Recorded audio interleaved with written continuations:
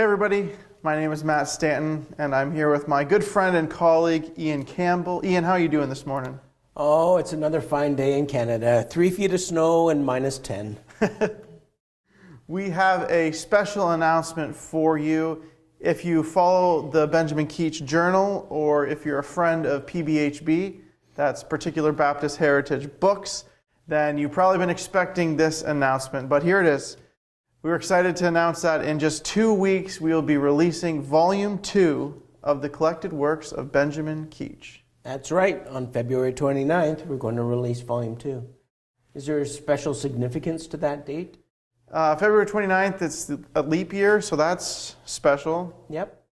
And also, Keach was born on February 29th. Keach was born February 29th, 1640, when the leap year was more of a newer concept, and Keach had the privilege of being born on that day, so we're releasing it February 29th, really, for his 94th birthday. I guess that's technically where he's at these days. Great timing. So what can we expect to find in Volume 2? Yeah, in terms of the contents itself, we've titled Volume 2, Keach the Poet. You can basically break Keach's works up into three main categories: his poetical works, his practical works, and his polemical works. Poetical works obviously being the main focus of this next volume, his poetry. His practical works, those are his theological treatises, his sermons, and his polemical works. Those are all the debates that he engaged in, such as the hymn-singing controversy of the 1690s. We'll get to that in volume 8 or 9, I believe it is. So this volume is about his poetical works, and there's a number of them in this volume. His main one that I want to highlight for you, that's the very first work in volume 2, is called The Glorious Lover. And The Glorious Lover was written at a time in Keach's life where there was great transition, great change for him. His first wife, Jane, had just died after giving birth to a couple of kids, so he took the whole family, was remarried, moved to South London, where he began his ministry at Horsley Down.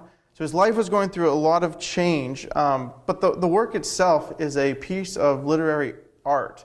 It is beautifully written. It reflects the poetry of the time and culture, the print media in which he lived, reading at times much like Milton and others. But it also is his first work which really demonstrates his newly found Calvinistic persuasions. As a Calvinistic Baptist, when he moved to London, he was surrounded by these other Calvinist ministers, and his wife was from a Calvinistic Baptist church. Hansford Knowles, in fact, married them. And so Keach's persuasions start to come through. His idea of limited atonement, total depravity, unconditional election, perseverance of the saints. All of these are major themes in each of the scenes of this work, The Glorious Lover. Very good. I know my part in bringing this all together is I have to do all the research, go to visit all these public and private libraries. I try to get as many of the original documents as I can, and I compare and contrast each of the editions as Benjamin would either add or update, or if a third party or a publisher or editor made some changes to the works. I document all of these contrasts and differences that I find. Well, that comes through in what we read, for sure, that accuracy. I mean, these works are theologically rich, scripturally saturated, and just beautiful to read through. And I guess that's part of how you bring Keach to life. Yep. And just talking through that process a bit more, because Ian's always a step ahead of me. I think, like, we're announcing Volume 2. I think you've already finished Volume 3, haven't you? Volume 3, and I'm 95% done Volume 4. Oh no, Ian's always ahead. He transcribes it, and then I go through and annotate and provide the footnotes, the context, what Keach is going from, some of the cross references as well. So I just struggle to keep up with Ian. But he's doing a fantastic job, and as he goes through, he's noting all of these differences and variations in the text, which helps us, again, bring Keach to life to see how these works developed on their own. Could you tell us a bit more about the process for how you do that and what volume 4 and 3? I mean, how many volumes are you at right now? What's in each of those? Well, volume 3 is a very special one. I'm hoping you can expound a little bit on volume 3. It's tropologia. Oh yeah, tropes, scripture metaphors. Keach was fascinated with those.